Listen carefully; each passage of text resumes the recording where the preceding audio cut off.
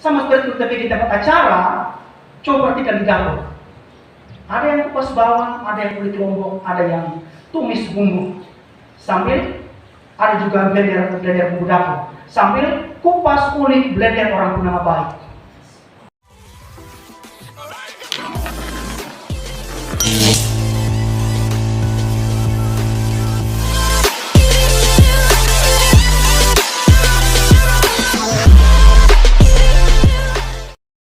Jemaat yang dikasih Tuhan, mari kita masuk dalam saat yang teduh. Kita berdoa. Pertolongan kita di dalam ibadah saat ini, yaitu di dalam nama Allah yang telah menjadikan langit dan bumi dengan segala isinya, yang memelihara kesetiaannya sampai selama-lamanya, dan yang tidak pernah meninggalkan akan karya tangannya. Salam kasih karunia dan damai sejahtera dari Allah Bapa dan Tuhan Yesus Kristus dalam persekutuan dengan Roh Kudus atas kita sekalian. Amin. Jemaat saudara duduk.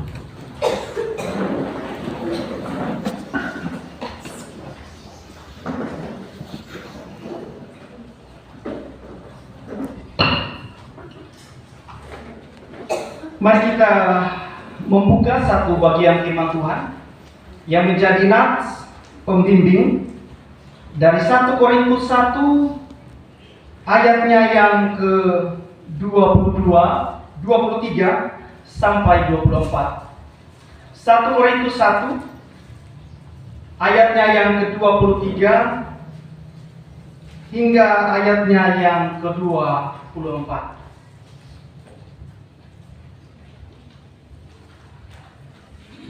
Demikian firman Tuhan. Tetapi kami memberitakan Kristus yang disalibkan, untuk orang-orang Yahudi suatu batu sandungan, dan untuk orang-orang bukan Yahudi suatu kebodohan. Tetapi untuk mereka yang dipanggil, baik orang Yahudi maupun orang bukan Yahudi, Kristus adalah kekuatan Allah dan hikmat Allah. Mari kita menyambut akan firman Tuhan ini dengan bersama-sama. Sebelum kita masuk dalam doa perendahan diri, mari kita, jemaat yang dikasih Tuhan, mari kita semua masuk di dalam doa perendahan diri. Kita harus mengakui akan segala salah dan dosa kita, agar kita semua boleh layak di hadapan Tuhan. Mari kita berdoa. Ya Tuhan, pada saat ini dengan kepala yang tertunduk di hadapan-Mu, hati dan hidup yang terarah seutuhnya kepada-Mu Tuhan, kami datang merendahkan diri di hadapan-Mu. Kami mau mengakui akan segala salah dan segala dosa kami, akan segala kelalaian, akan segala pemberontakan kami yang telah kami lakukan di dalam sepanjang minggu ini.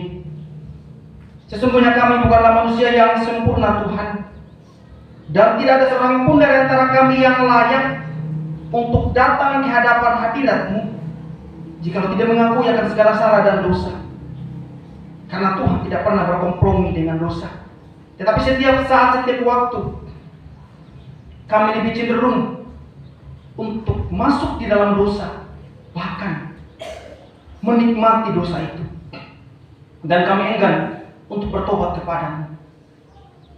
Dengan segala penuh kerendahan hati yang hancur di hadapan-Mu Tuhan, kami mohon ampun, kami mohon belas kasihan daripada-Mu Tuhan, bahwa kami jujur dengan ucapan kami, dengan mulut kami setiap saat, setiap waktu, hanya kata-kata kotor yang keluar, hanya kata-kata fitnah, gosip, kata-kata yang menyakiti hati sesama kami, kata-kata yang menyakiti hati Tuhan, bahkan kata-kata yang membuat semangat sesama kami menjadi lemah dan tak berdaya.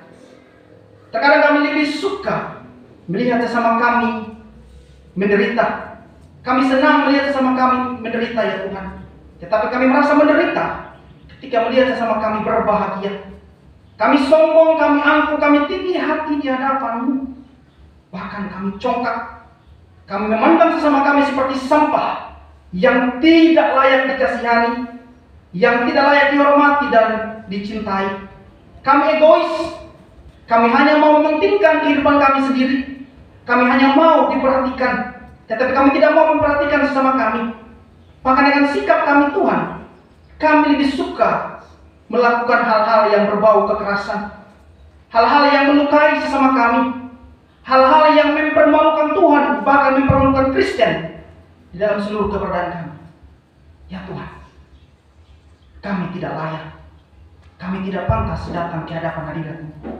Untuk itu, dengan hati yang hancur dan penuh kerendahan hati, kami mohon ampun kepada-Mu Tuhan.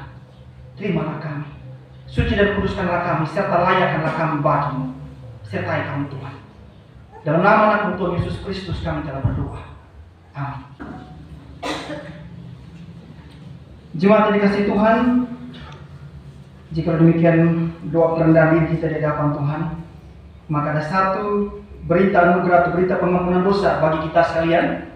Dari Roma pasalnya yang ke-6, ayatnya yang ke-22 sampai 23. Berita anugerah dari Roma pasalnya yang ke-6, ayatnya yang ke-22 hingga ayatnya yang ke-23. Demikian firman Tuhan. Tetapi sekarang, setelah kamu dimerdekakan dari dosa dan setelah kamu menjadi hamba Allah, kamu beroleh buah yang membawa kamu kepada pengudusan, dan sebagai kesudahannya ialah hidup yang kekal. Sebab upah dosa ialah maut, tetapi karunia Allah ialah hidup yang kekal dalam Kristus Yesus Tuhan kita. Kami undang jemaat untuk bangun berdiri.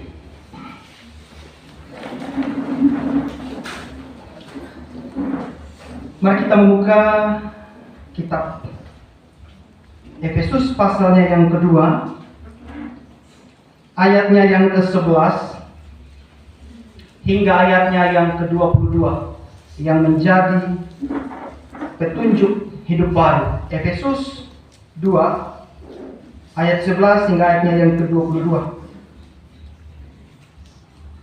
Dan untuk maksud pembacaan firman Tuhan ini, kita membacanya secara bersaut-sautan atau berbalas-balasan. Saya memulai pada ayatnya yang ke-11. Lembaga Alkitab Indonesia memberikan judul Dipersatukan di dalam Kristus. Karena itu ingatlah bahwa dahulu kamu sebagai orang-orang bukan Yahudi menurut daging, yang disebut orang-orang tak bersunat oleh mereka yang menamakan dirinya sunat, yaitu sunat lahiriah yang dikerjakan oleh tangan manusia.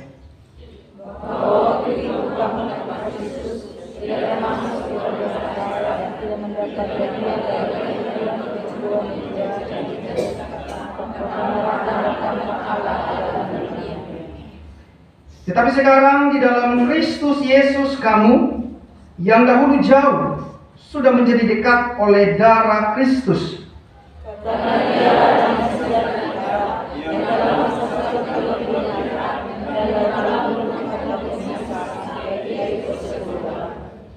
Sebab dengan matinya sebagai manusia, ia telah membatalkan hukum Taurat dengan segala perintah dan ketentuannya, untuk menciptakan keduanya menjadi satu manusia baru di dalam dirinya, dan dengan itu mengadakan damai sejahtera.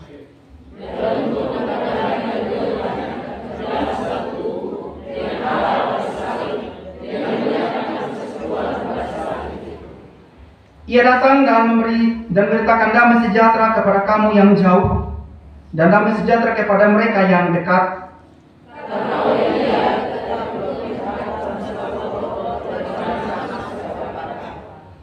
Demikianlah kamu bukan lagi orang asing dan pendatang, melainkan kawan sewarga dari orang-orang kudus dan anggota-anggota keluarga Allah.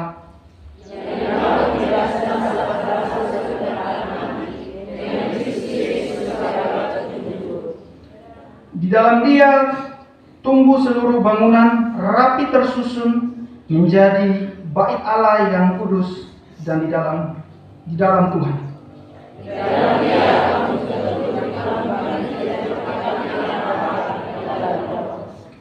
Mari kita menyambut firman Tuhan ini dengan bersama-sama mengkidungkan Kidung Jemaat 249 baitnya yang pertama. Mari kita bersatu hati di dalam doa untuk menyambut kebenaran firman Tuhan. Mari kita berdoa. Ya Tuhan, telah tibalah saat dan waktunya bagi kami untuk mau membaca dan merenungkan akan firman-Mu. Berbicaralah kepada kami Tuhan, sampaikanlah apa yang menjadi isi hati-Mu, apa yang menjadi kerinduan keinginan-Mu bagi kami di dalam firman-Mu saat ini. Buatlah kami memahami akan kekayaan dari firman-Mu Tuhan. Segala sesuatu yang mengganggu pikiran kami, perasaan kami, kiranya Tuhan mengatasi semuanya itu, sehingga kami dapat beribadah dengan tenang. Sertailah kami Tuhan dari awal, pertengahan hingga akhirnya. Dalam nama Tuhan Yesus Kristus kami telah berdoa. Amin. Mari diberkati Tuhan. Mari kita membuka satu bagian firman Tuhan yang menjadi renungan kita di pagi hari ini.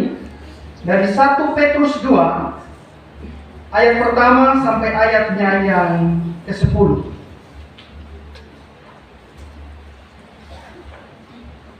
1 Petrus 2 ayat pertama sampai ayat yang ke-10, demikian firman Tuhan. Yesus Kristus batu penjuru. Karena itu buanglah segala kejahatan, segala tipu muslihat dan segala macam kemunafikan, kedengkian dan fitnah. Dan jadilah sama seperti bayi yang baru lahir, yang selalu ingin akan air susu yang murni dan yang rohani, supaya olehnya kamu bertumbuh dan beroleh keselamatan, jika kamu benar-benar telah mengecap kebaikan Tuhan. Dan datanglah kepadanya batu yang hidup itu, yang memang dibuang oleh manusia, tetapi yang dipilih dan dihormat di hadirat Allah. Dan biarlah kamu juga dipergunakan sebagai batu hidup untuk pembangunan suatu rumah rohani, bagi suatu imamat kudus, untuk mempersembahkan persembahan rohani yang karena Yesus Kristus berkenan kepada Allah. Sebab ada tertulis dalam kitab suci, sesungguhnya aku meletakkan di Sion sebuah batu yang terpilih, sebuah batu penjuru yang mahal, dan siapa yang percaya kepadanya tidak akan dipermalukan. Karena itu, bagi kamu yang percaya, ia mahal.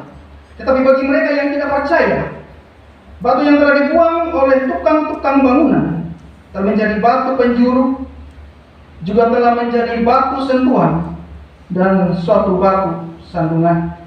Mereka yang tersandung padanya karena mereka tidak taat kepada firman Allah, dan untuk itu mereka juga telah disediakan. Tetapi kamulah bangsa yang terpilih, imamat yang rajani, bangsa yang kudus, umat kepunyaan Allah sendiri, supaya kamu memberitakan perbuatan-perbuatan yang besar dari Dia yang telah memanggil kamu keluar dari kegelapan kepada terangnya yang ajaib. Kamu yang dahulu bukan umat Allah, tetapi yang sekarang telah menjadi umatnya, yang dahulu tidak dikasihani, tetapi yang sekarang telah beroleh belas kasihan. Amin. Untuk kebenaran firman Tuhan yang dikatakan berbahagia ialah setiap kita yang membaca dan mau memelihara akan firman Tuhan ini. Selamat pagi dan shalom. Shalom. Apa kabar Pak Mama? Baik. Bolehkah saya minta tolong? Di depan masih banyak yang kosong. Mari kita isi, maju ke depan yang lain. Karena kita kalau pejabat yang ngomong di depan, artis begitu kita baku barampas mau paling depan.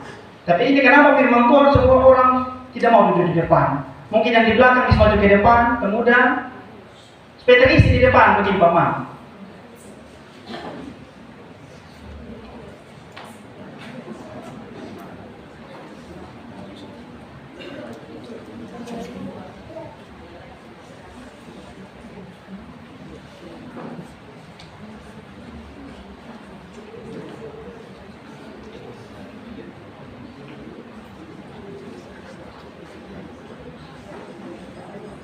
Oke, tidak apa-apa. Berarti yang berani ini hanya perempuan semua dan seorang laki-laki, begitu ya? Saya tidak tahu yang lain begitu. Oke. Mari kita kembali melihat firman Tuhan. Bapak Mama diberkati Tuhan. Nah, biasanya kalau kita melihat di dalam proses pembangunan rumah atau biasanya gedung-gedung yang besar begitu, biasanya ada suatu tata cara, ada suatu kebiasaan yang selalu dilakukan. Dan biasanya kebiasaan itu sebagai orang Kristen kita mengundang pelayan. Nah, kebiasaan yang dimaksudkan ini ialah peletakan batu pertama atau batu menjadi dasar begitu. Biasanya disebut sebagai batu penjuru. Istilah peletakan batu pertama ini Pak Mama dimaksudkan untuk bahwa pekerjaan itu akan siap dimulai. Peletakan batu pertama menandakan bahwa seluruh pembangunan gedung rumah yang besar, fondasinya itu dia terarah kepada batu yang satu itu. Pembangunan fondasi semuanya terarah, tertuju kepada batu yang diletakkan pertama itu. Nah, istilah ini tidak asing ya bagi kita. Dan bagi para tukang ini bukan hal yang baru ya. Bapak Mama yang tukang sudah tahu persis ini bagaimana rentetan yang terjadi. Dan dari dasar atau fondasi yang kuat itu, maka didirikanlah gedung yang besar. Itu berarti begini. Gedung itu mau sehebat apapun dia, sebesar apapun, sebagus apapun, tanpa punya fondasi yang kuat, selesai. Tanpa punya dasar yang utama yang kokoh begitu, tidak berarti. Begitupun dengan setiap kehidupan anak-anak Tuhan, orang percaya. Dia tidak akan pernah bisa menjadi Kristen yang kokoh, Kristen yang tangguh di tengah badai hidup. Dia tidak akan bisa menampilkan bagaimana menjadi pengikut Kristus yang benar, yang kokoh imannya, tanpa dasar yang utama. Siapa itu? Kristus Yesus, batu penjuru. Tanpa Kristus, apalah arti kekristenan yang kita punya? Tanpa Tuhan Yesus yang menjadi dasar, kekristenan kita hanya sebuah sia-sia, cuma di KTP tok begitu. Tidak berarti. Itu berarti hanya Kristus sajalah, seperti tema besar yang diberikan oleh LAI, Lembaga Kitab Indonesia, yang adalah batu penjuru. Ayat 4 dikatakan batu yang hidup. Pertanyaan besar ini begini Pak Mama. Bagaimana dengan kita saat ini? Apakah benar bahwa di dalam menjalani hari-hari hidup kita, teristimewa ketika kita mempertanggungjawabkan iman kita, apakah benar hanya Kristus saja yang menjadi dasar kehidupan kita? Ini menjadi pertanyaan refleksi sebenarnya. Apakah benar ketika saya menjadi Kristen selama ini, hanya Tuhan Yesus sajalah satu-satunya penolong saya yang hidup? Atau mungkin yang lain dan lain sebagainya? Ini menjadi pertanyaan besar bagi kita ya. Sehingga ketika kita menjadi Kristen, kita menjadi Kristen yang berkualitas. Bukan hanya menjadi Kristen yang bertumbuh secara angka gitu ya, tetapi kualitas hidup juga ada perubahan. Nah, hal senada juga yang disampaikan oleh salah seorang murid Tuhan Yesus, yakni Rasul Petrus, di dalam bagian bacaan pagi hari ini. Surat yang Petrus sampaikan ini tertuju kepada jemaat Tuhan yang dikatakan berada di Pontus, Galatia, Kapadokia, Asia, dan Bitinia. Pasalnya yang pertama, alamat surat ini. Jemaat-jemaat inilah yang dikatakan sebagai jemaat yang sedang berdiaspora. Ini berdiaspora ini dari bahasa Yunani. Artinya mereka sudah terpencar ke seluruh penjuru dunia, sudah beranak cucu di sana, sudah tinggal hidup menetap di sana. Itulah yang dinamakan sebagai jemaat diaspora. Dan kepada mereka lah surat Petrus ini ditujukan. Dan khusus 1 Petrus, bukan 2 Petrus ya, 1 Petrus saja. Rata-rata berisi tentang penganiayaan jemaat Tuhan. Ya, latar belakang dari penulisan kitab 1 Petrus, kalau Pak Mama memperhatikan, rata-rata hanya berbicara tentang penderitaan, bagaimana menghadapi penderitaan itu. Khusus pasalnya yang kedua, Petrus mengibaratkan atau menggambarkan Kristus sebagai apa? Sebagai batu penjuru. Kalau dari bahasa Yunani mengatakan akrogoniaios. Ini sambungnya. Akrogoniaios, kita harus tahu ini. Yang berarti batu penjuru, dasar utama atau satu-satunya. Selain itu tidak ada lagi. Sekali lagi, dari akar kata ini mengandung arti batu penjuru yang satu-satunya. Selain itu tidak ada lagi. Selain Kristus mustahil kita mendapat kekuatan. Inilah yang digambarkan Petrus di dalam bagian saat ini. Pertanyaan besar begini, kenapa Petrus mengambil atau menggambarkan, mengibaratkan Tuhan Yesus sebagai batu? Bukankah kita dilarang menyembah batu? Bukankah kita sebagai orang Kristen dilarang menyembah pohon? Dilarang dengan persembahan apapun dalam bentuk sesajen? Toh kenapa Petrus mengibaratkan Tuhan Yesus sebagai batu yang hidup, batu penjuru? Kenapa Bapak Mama? Satu hal, simbol atau makna dari batu itu sendiri mengandung arti kekuatan, kan? Makanya Pak Mama, kalau kita baca dalam kitab Injil, Yesus mengibaratkan anak-anak Tuhan atau orang yang membangun rumah di atas pasir dan di atas batu. Kenapa Yesus memilih di atas batu? Karena di atas batu itulah ada kekuatan, butuh proses. Batu disimbolkan sebagai kekuatan dan kekekalan. Dan batu yang hidup itulah Kristus, Tuhan kita dan Juru Selamat kita. Kepada mereka lah Petrus, kepada mereka lah Kristus menghibur. Sehingga Petrus mengarahkan ayatnya yang keempat dari bacaan saat ini. Datanglah kepadanya batu yang hidup itu. Sedangkan kita tahu batu itu benda mati, ya. Bagaimana bisa hidup? Ini bahasa kiasan, simbolik begitu Pak Mama. Datanglah, kalau dalam terjemahan 1958 mengatakan, hampirilah atau tunduklah di bawah kaki Kristus, sembahlah Dia, agungkan Dia. Siapa? Kristus Yesus, batu yang hidup itu. Tapi secara terus lagi Petrus mengatakan, bagi mereka yang percaya, Kristus itu batu yang mahal, kan? Yang mampu memberikan keselamatan. Tetapi bagi mereka yang tidak percaya, Kristus diibaratkan sebagai batu sentuhan dan batu sandungan yang dapat menjatuhkan mereka. Bagi orang percaya, Kristus batu penjuru. Tetapi bagi orang tidak percaya, bagi penganiaya Kristen, orang yang benci Kristen, sebagai batu sandungan. Nah, Pak Mama, kenapa Petrus juga bilang begini? Karena kita tidak bisa pungkiri bahwa Petrus adalah salah satu rasul yang menyaksikan bagaimana perjalanan hidup Kristus ketika melayani di dunia ini kurang lebih 3 tahun. Petrus mengatakan demikian bukan tanpa sebab. Kalau Mama, saudara-saudari melihat ataupun rajin membaca kitab, khususnya kitab keempat, kitab Injil Matius, Markus, Lukas, Yohanes, Mama bisa lihat bagaimana orang-orang yang tidak percaya membenci Kristus. Yang dimaksudkan di sini ialah para imam, ahli Taurat, orang Farisi, pemuka-pemuka agama. Bagi mereka, Tuhan Yesus itu batu sandungan yang dapat menjatuhkan mereka. Kenapa lagi demikian?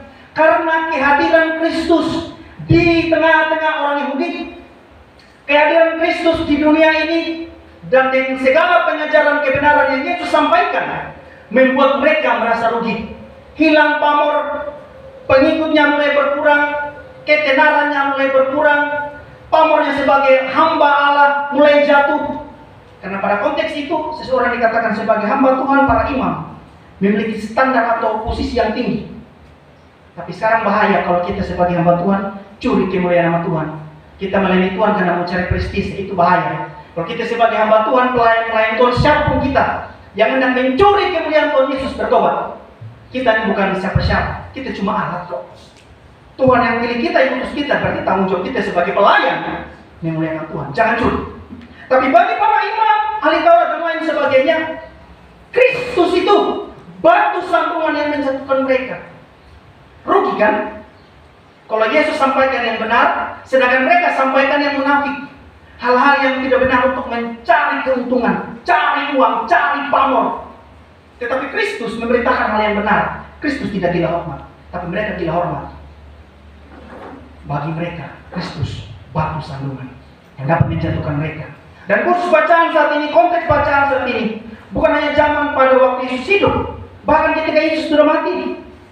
Kabar tentang Tuhan Yesus bagi orang-orang yang tidak percaya, bagi orang Yahudi yang membenci orang Kristen, bahkan khususnya zaman pemerintahan Romawi di bawah kekuasaan Kaisar Nero, kabar tentang Kristus bukan kabar yang bagus.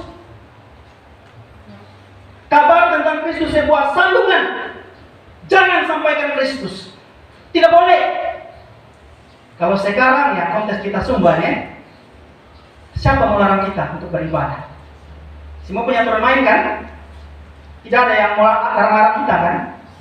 Ya tapi kadang ya kita datang gereja hanya pada saat PMK begitu. Kasih penuh di gedung gereja, tapi puji Tuhan hari ini gereja penuh.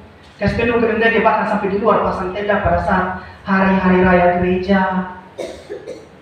Setelah itu semua anak muda bilang kembali ke setelan pabrik. Datang sesuka hati, seenaknya begitu.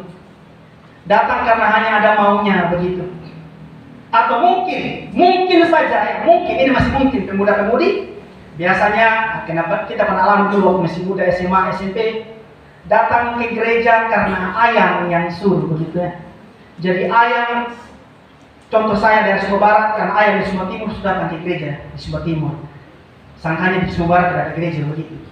Jadi datang gereja karena ada ya seseorang yang besok pagi ingat ke gereja amai iya ingat tanah begitu.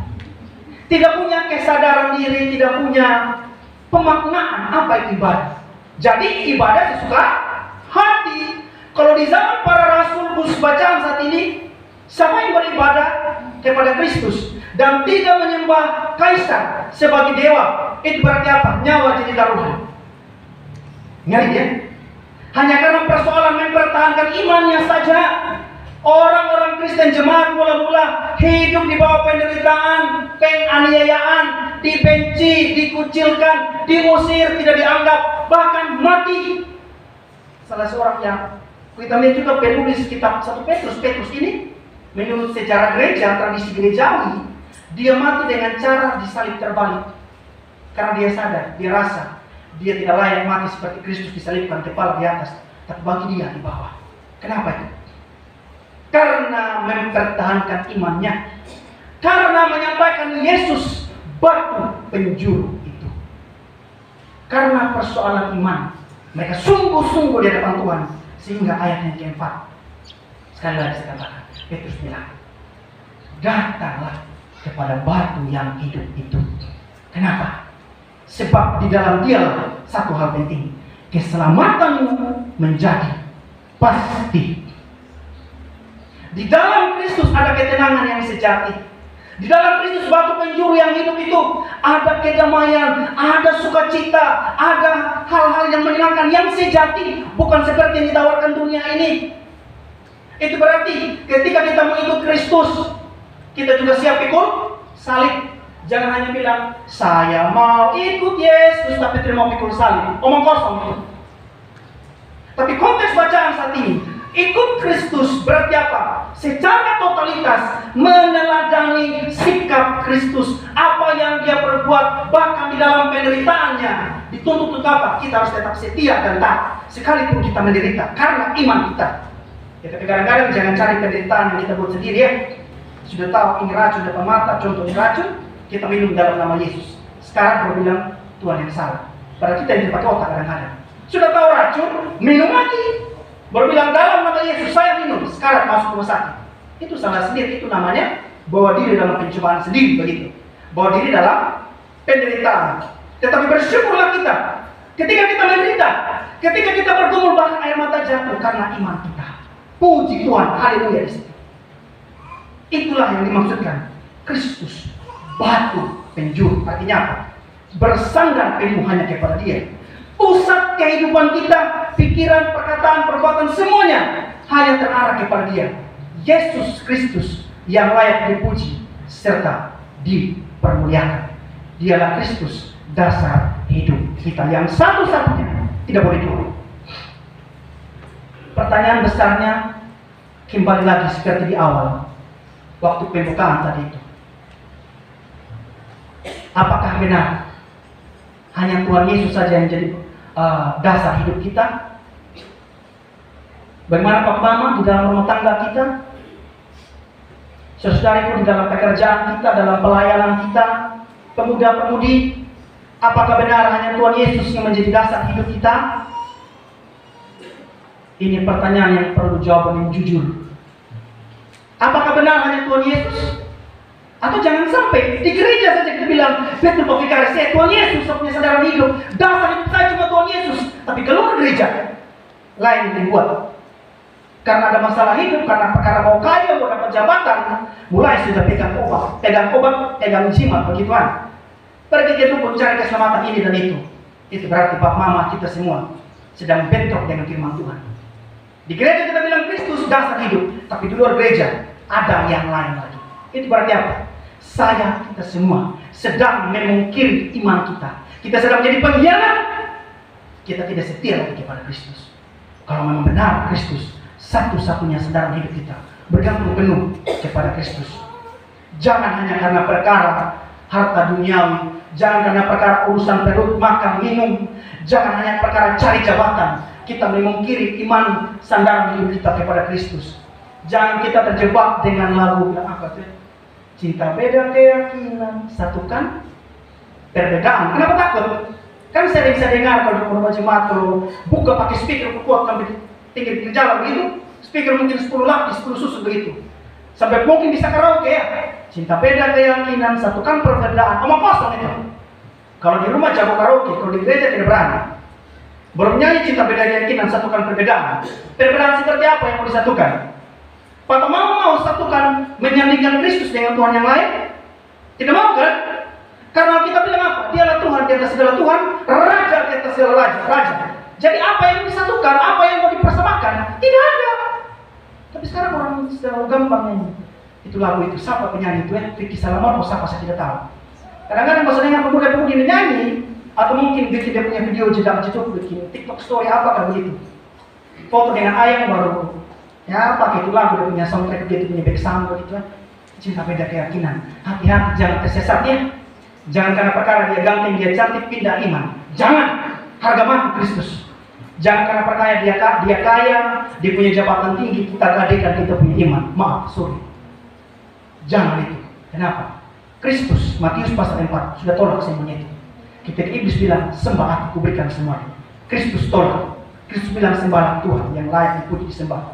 Tapi orang Kristen saat ini ramai-ramai baku rampas cari harta dunia. Sampai baku bunuh, baku hina, ya sudahlah, sampai di sosmed juga buat.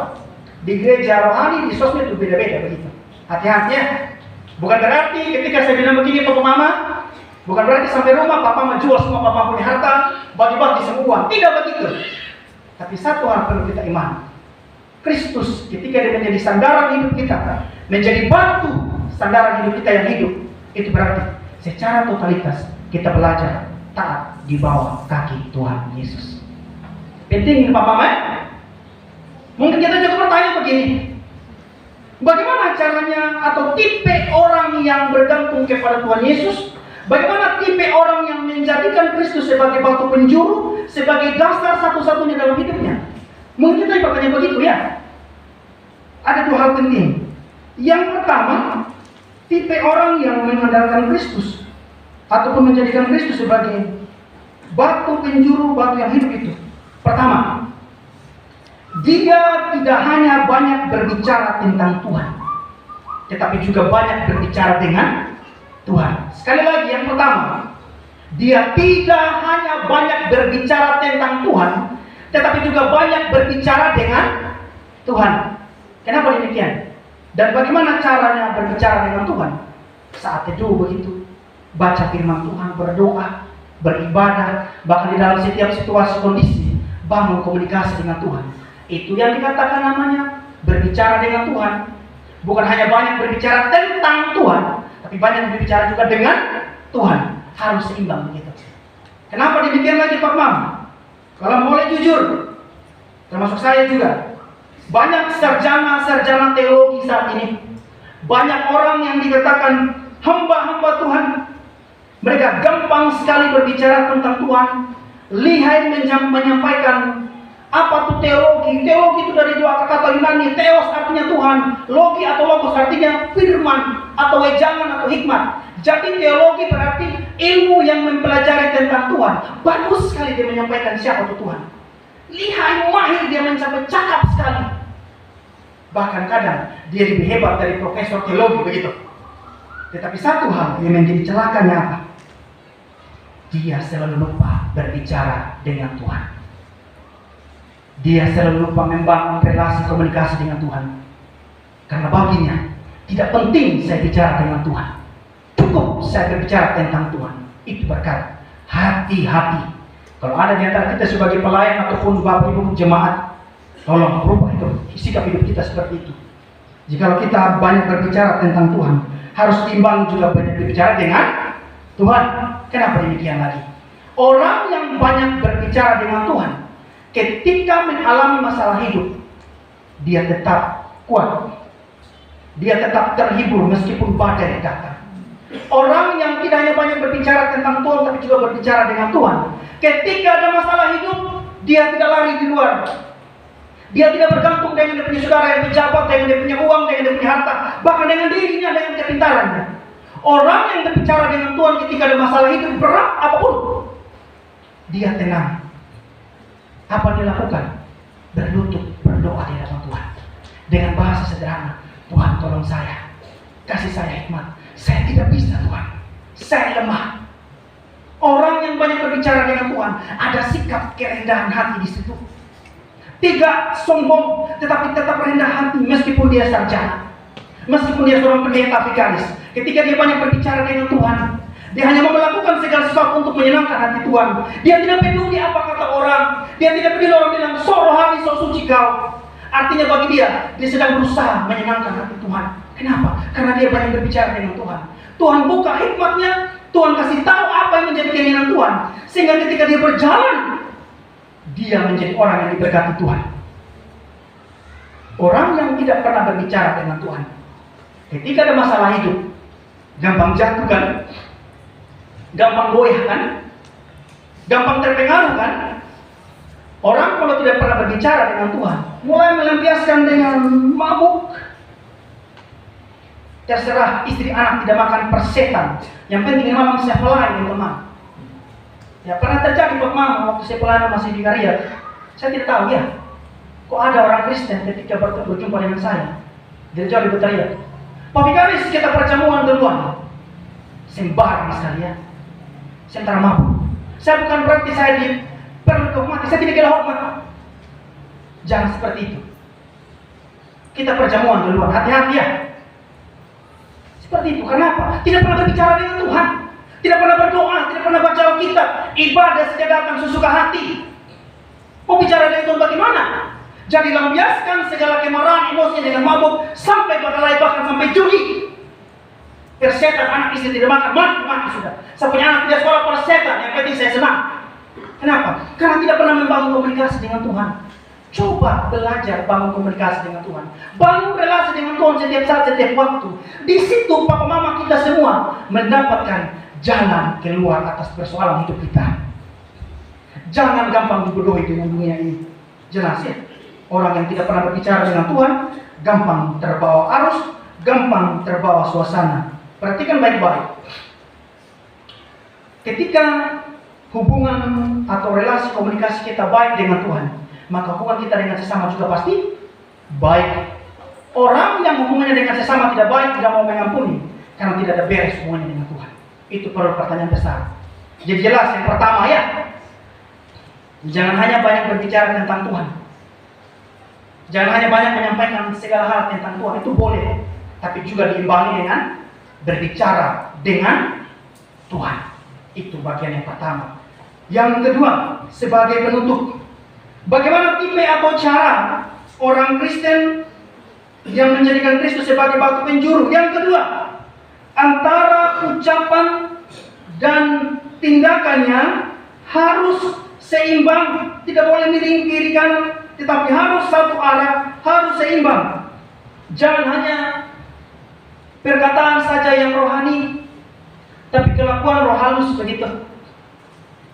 Perkataan penuh sukacita, tapi kelakuan kuah kosong, model begitu ya, nol kaboa begitu, tidak ada arti.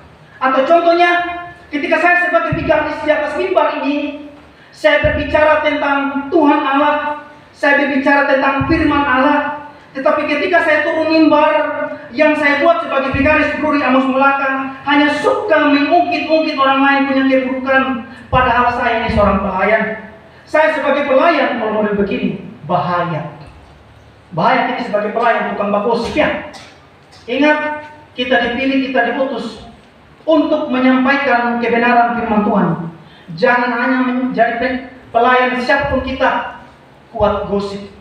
Tuhan utus kita menyampaikan kebenaran, tapi kita ya sudahlah, karena terbawa suasana, karena terbawa situasi kondisi, terjerumuslah kita apa? Gosip. Artinya apa? Digosok makin sip. Berbilang, saya ini pendeta, saya ini vigaris, saya ini guru Injil, saya ini majelis. Kau mau apa? Sombong sekali. Ingat, kita sebagai pelayan, sampaikan yang benar. Jangan hanya karena perkara mau kita dipuji, kita diagungkan sebagai pelayan, kita sampaikan hal yang tidak benar, karena kita pakali bumbu begitu ya. Sama seperti kita di tempat acara, coba perhatikan di dapur. Ada yang kupas bawang, ada yang kulit lombok, ada yang tumis bumbu. Sambil ada juga blender bumbu dapur. Sambil kupas kulit blender orang bernama baik.